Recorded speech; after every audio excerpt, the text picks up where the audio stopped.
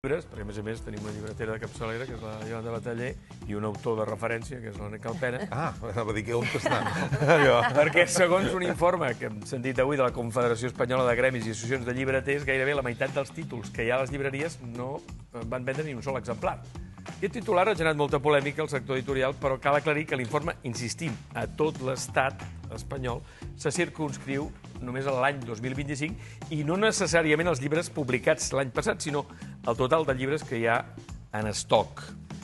Això vol dir que a les llibreries hi ha molts llibres que són de fons, les novetats... Jo davant del titular, com a editora, com a escriptora, com a persona dedicada al llibre 30 anys i aquests últims 4 dirigint Ona, he volgut trucar al gremi nostre. Sí, he parlat i una bona estona. Això que diuen... I això és un titular tret de context que es va fer a un congrés organitzat per Segal de llibreters a València i que els mateixos que van fer aquest titular han dit que no era ben bé això i a veure si sé explicar bé què és. No és que el de dónde soy o de dónde vengo, No és que el 49% dels llibres vengui zero, perquè aleshores tothom que ens dediquem al món del llibre ja plegaríem, perquè és dur, el món del llibre és duríssim, i els que escrivim ho sabem, els que editem també i els que portem, és duríssim. Però si hi hagués un 49% de títols que vengués zero, a més, avui hi havia un company editor que em deia, home, és que voldria dir que no tenen ni família ni amics. A veure, va, per tant... Què passa, Al gremi d'escriptors hi ha gent que ni família ni amics.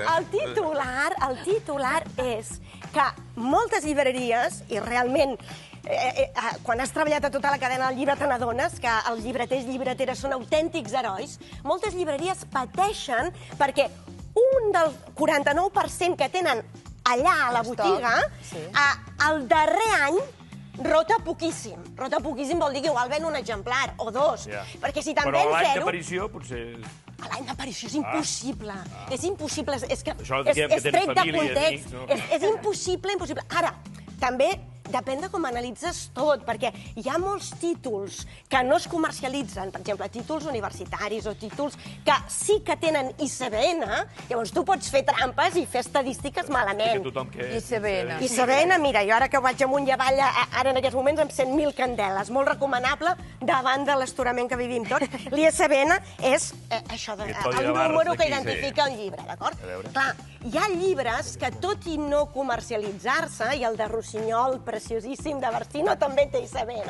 Però n'hi ha que tot i... No ho veuen, perquè no em llancis, no moris temps. Centrem-nos.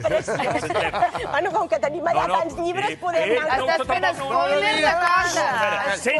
Esborreu això. El titular és erroni, però... Anem enrere. Necessitem que l'explicació sigui clara. Tornem. ISBN, hi ha llibres que no es comercialitzen però que tot i això en necessiten. Però, sigui com sigui, el titular era tret de context i no era correcte. No es referia a que un 49% dels llibres venen zero, perquè si no el sector editorial estaríem tots morts. A més, tinc una altra dada que potser pot ajudar també a entendre el nostre context, que diu que a Catalunya 7 de cada 10 catalans asseguren que llegeixen en el seu temps lliure, i no només el diari. No, també situem... No sé si els tens desglossat per... Crec que és important, perquè també poder no es coneix prou. Un llibre en català, a partir de 1.500 exemplars venuts, és un èxit. I en castellà, a partir de 4.000. I això és una dada que... I amb alemany 80.000, diguem-ho clarament.